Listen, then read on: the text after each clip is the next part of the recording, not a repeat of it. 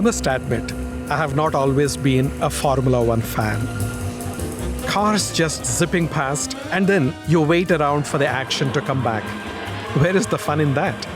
But when I finally turned on the Netflix series Drive to Survive, I caught the bug. It's the speed, it's the technology, it's the cars, it's the drivers, it's the race car, it's the politics. Definitely a soap opera. The docuseries, along with the myriad of other marketing initiatives, saw Formula One's numbers improve in North America over the last few years. But while the sport might have a new legion of fans, many of its racing teams go back decades. McLaren Racing is one of these teams. From its first race in 1966 to today's star drivers and high-tech cars, McLaren Racing is a true innovator in motorsports marketing. Our sport is a sport on the field and off the field, and then you have technology that's woven throughout it, and then embracing technology and understanding how it works to have this very intimate connection.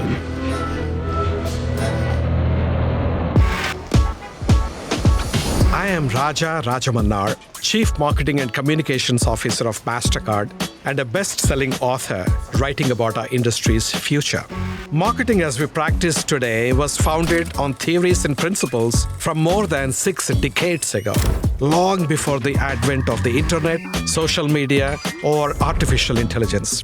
I have had a front row seat as new technologies, cultural shifts, and an explosion of data have disrupted the ways of traditional marketing.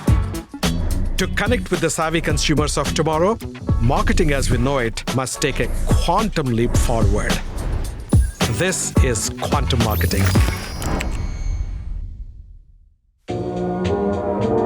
McLaren Racing was founded by Bruce McLaren in 1963. Today, the team competes in several races, including IndyCar, electric car races, Formula E and Extreme E, and esports. And of course, they're one of the top teams in Formula One. Zach Brown, the CEO of McLaren Racing, has a background in both racing and marketing. I was fascinated to learn more about what it is like to lead a world-class racing team.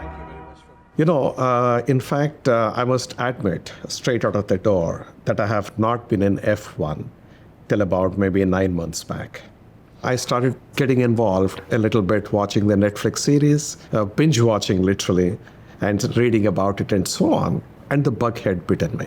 Now I'm spending a lot of time following F1, the drivers, the teams, and actually getting passionate about it, which is pretty fascinating. It's great to hear it. I can't tell you how many times I've heard, and I think we got to give a lot of credit to Netflix, people that didn't follow Formula One that have gone from, I never followed it, to avid fans. And it's been an amazing journey. I hear that often from North America, which Formula One wasn't that popular, and I hear it from a lot of women, a lot of youth. So it's brought in great new fans such as yourself all around the world, and it's been wonderful for our sport. This is one of the most iconic brands, and now you're 60 years old as a brand? Yep. Even after 60 years, it is still at the top of its game. Now, in a world where brands are they go up and down pretty quickly, the cycles are much shorter, 60 years is several lifetimes. Can you share something about the founder of the company, Bruce McLaren himself? He was a racing driver, team owner. He was a designer, an engineer, very aspirational, and I think a bit of a marketeer. If we go back to how we became Papaya, that was Bruce McLaren's idea.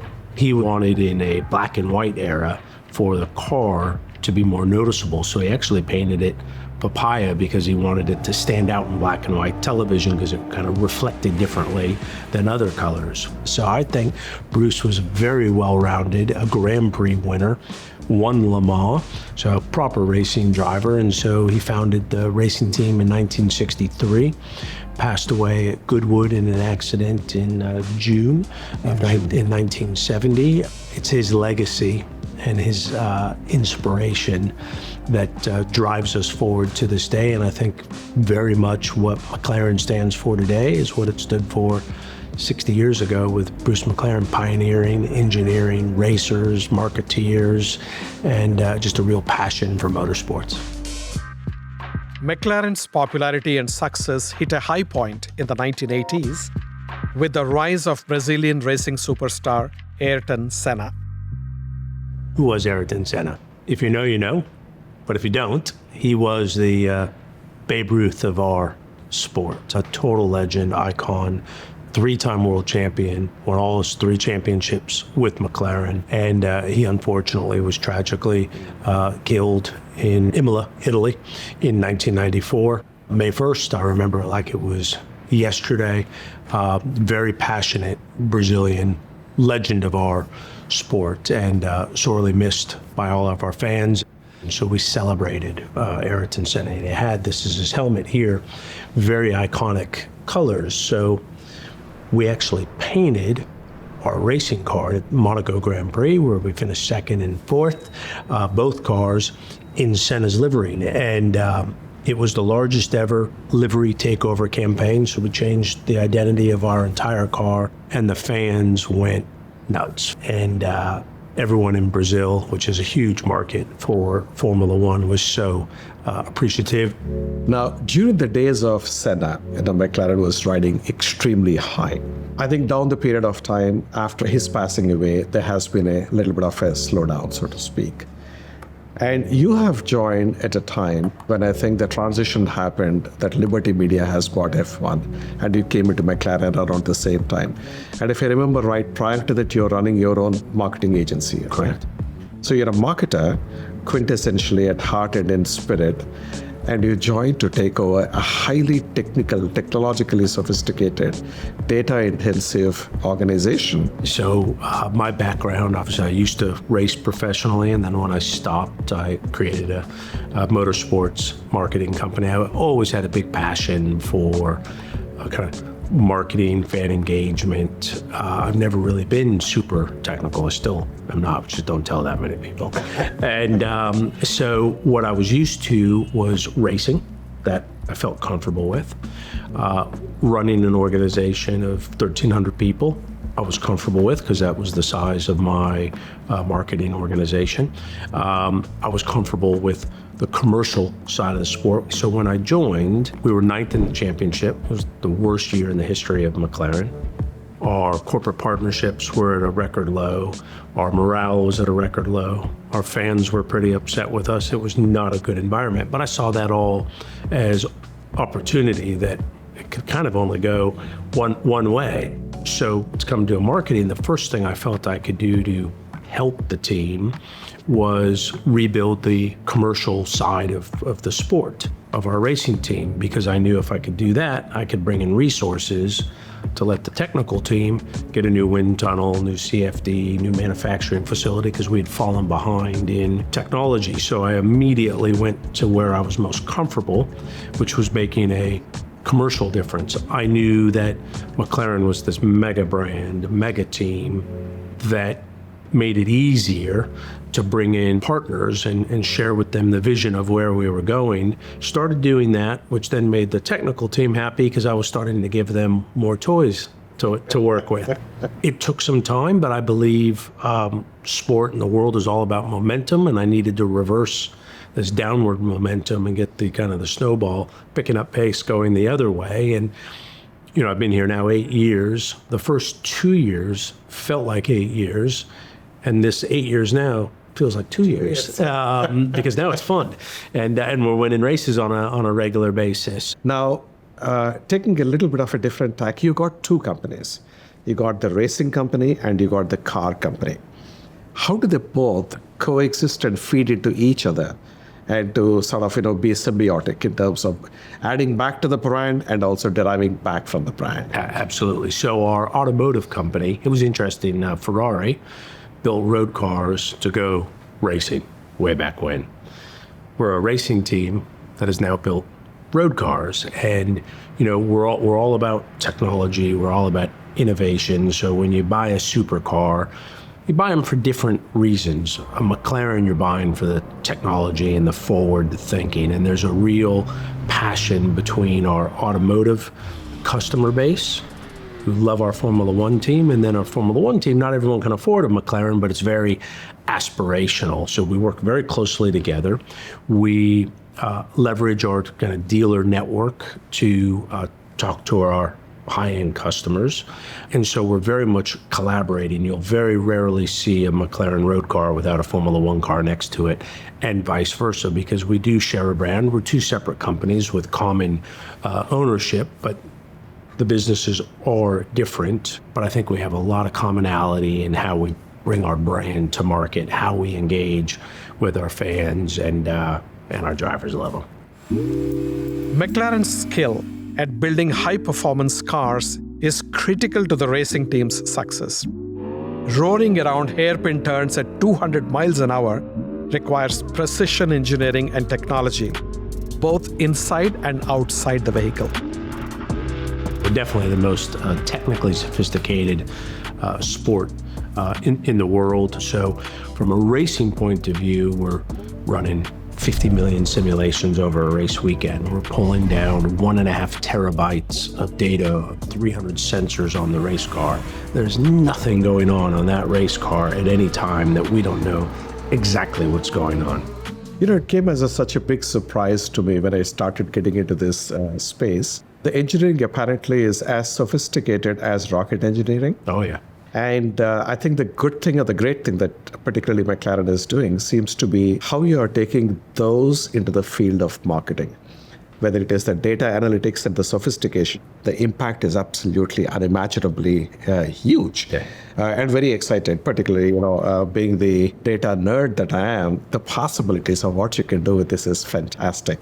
I think with our fans, we can understand what part of our sport gets you most excited, and then that's where you can start using things like AI and start feeding to you what do you want to see when you're watching a Formula One race. Might be different than what I want to see when I'm watching a Formula One race. So we can now have fans that have all these different tablets up that they're watching the TV broadcast, but then they're on their tablet consuming some specific data, and they're on another tablet watching in-car cameras and data, and they're actually able to really kind of understand how the whole sport is working. One of the recent innovations that I have come across in the context of Formula One and the racing is your digital advertising panels on the car as well as on the helmet of the driver. Can you talk about that? I found it pretty fascinating. Yeah, so we were the first to do it. We've had a couple people copy it, which I think is always flattering. And so we have on a couple parts of our car where literally one brand one moment and another brand the next moment, or a message from that brand. And it captures your eye because you're watching the broadcast and it's an in-car camera, and all of a sudden you see this logo change, and so it draws your attention to it. It weighs a little bit more, so it's something that we run at some circuits and not others, because we're all about weight management in the racing car. But that was new and pioneering for Formula One, and something that we're glad that we were able to lead the charge in. Do you see a future where the whole car will become a digital screen in future? I don't think with how technology is going you can rule anything out. While technology can open up new avenues for marketing, there is no substitute for gripping storytelling. Netflix's Drive to Survive has taken a sport once seen as insular and exclusive and opened up its inner workings to a mass audience. US-based Liberty Media, which acquired Formula One for $4.4 billion in 2017, developed the show in hopes of attracting new fans with high-speed action and behind-the-scenes drama. I think what Liberty saw when they acquired the sport was, here's the world's largest annual sport. Only the Olympics and the World Cup, which aren't annual, have the same size and scale. And a sport that hadn't really focused on the fan or showed kind of what goes on kind of behind the curtain. What's the Wizard of Oz really look like? We were behind times on digital marketing. So they felt like, here's this huge opportunity that if we bring some marketing and modern day capabilities to it, should take off. The first year, 2 teams didn't participate because they were stuck in the kind of older mindset of the sport. And I don't mean that from an age standpoint. I mean that from how the sport worked, which is, you're not paying us enough. We want a disproportionate amount of the money versus everyone else. It's, intrusive. I was like, no, this is about the fan. And by the way, now everyone's in and they participate as much as anyone else. Our sport is so vibrant and fast and loud and violent, crashes and things of that nature. And then the whole political side, which Netflix was able to show, because they actually concentrate a little bit less about what happens on the racetrack. If you want to see what happens on the racetrack, tune into TV. But if you want to see what's going on behind the scenes and how the mechanics of the sports work, it's been fascinating. So they've been wonderful for our sport. It's been wonderful for Netflix. We're now entering our 7th season, and every season has been bigger than the previous season. I think it's one of the boldest initiatives because it does require a lot of courage to sort of bear things in front of the camera or in front of the mic and say, this is how it's going to be, which is amazing. It's brought in North America. It's brought in women. It's brought in youth. I now have more comments for people that come up to me on the street, and it'll be a dad, a brother, a husband, and they'll go, my daughter, she loves Lando, she loves McLaren. It's like, and it's brought in that audience that Formula One needed to grow. Between 2019 and 2022, Nielsen found that Formula One's American audience grew about 10%, coinciding with a rise in viewership for Drive to Survive. So it's likely that the sports forays into new kinds of media are indeed having some impact. But the heart of sports marketing is experiential, the thrill of the live game. And so much of that experience comes down to the athletes themselves. The race is essentially all about the drivers. That's what the drivers would like to think. As they should, actually, right? You have got 2 top-notch drivers. These are like not just your brand ambassadors, but in some sense, they're your product. A driver typically loses weight to the tune of 5 to 8 pounds during the course of one race of about 2.5 hours. Which is unbelievable. So this is a high-performing product with a tremendous amount of resilience. If you were to look at the drivers as a product in that sense, how do you go about managing your products? It's interesting. On the physicality side, I think the sport needs to do a better job of communicating what athletes these drivers are. Some of the best athletes in the world who have to be highly intelligent because you need to understand strategy, what's going on with the car, how to make the car better. So they're not just driving fast, but they're kind of mini engineers themselves. And then, they're driving 200 miles an hour. They're battling with other drivers. It's kind of life or death, very gladiatorial. Meanwhile, they have over 300 different adjustments they can make on the steering wheel. They're listening to engineers. We are doing real questions. We're doing fake questions because all the teams are allowed to listen to each other. It's kind of like the third base coach at a baseball game is doing all these signs, but when he touches his hat, the next sign counts. But until he touches his hat, so we do that verbally. So if we say to Oscar, how are your tires? That could be that is a real question. If we say to Oscar, anything we say after tires, if we say anything, it's a bogus question. Oscar, how are your tires doing? And what we're trying to do is we then want him to give us a fake answer back. So all our competitors who are trying to figure out when we might make a pit stop are thrown off. So, if Oscar, how are your tires doing? Bogus question. We want him to go, I don't think I can last much longer. And then the other teams, McLaren might be getting ready for a pit stop, and they start building their strategy around that, around what we're doing. So high performance sports. So the first on the list that they won't get to number 2 on the list is, do we think they're capable of being world champions? Criteria 2, are they good guys? What are they like as quality individuals? How are they going to react under pressure? How are they going to be as teammates?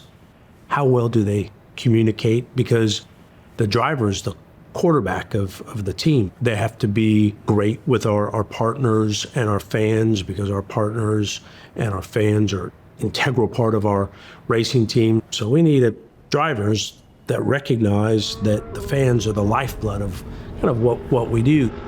You don't want these drivers to just be fantastic drivers, but they should also have the savvy to be able to make the consumers and the fans feel special. While we're doing that, we'll be delivering Coke Zero Sugar to our customers. So you ready? I'm ready. It's not a race? Not a race. No. No, I'm driving. Gone are the days of advertising-led marketing strategies. It's all about experiences-led marketing strategies. In the context of F1, some of the biggest experiences are curated by interactions or through interactions with the drivers. So that's a very, very important part.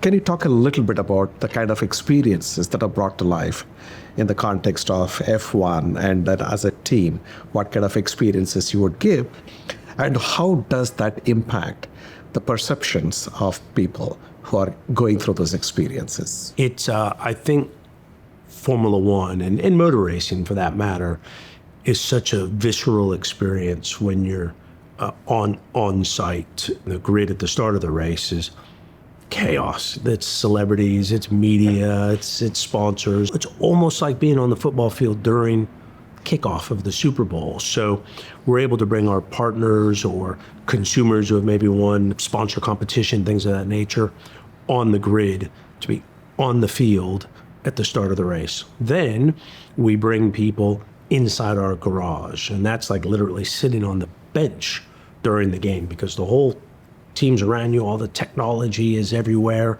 you're listening on the radio. So in fact, I have been very fortunate to have had such an experience. And when I think about it, what is the advertising equivalence?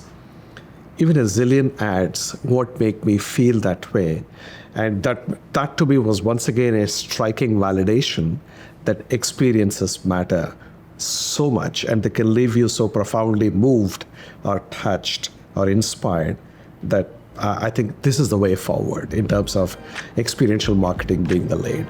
I think the world now, it's shifted, hasn't it, from awareness, which is kind of advertising, to engagement.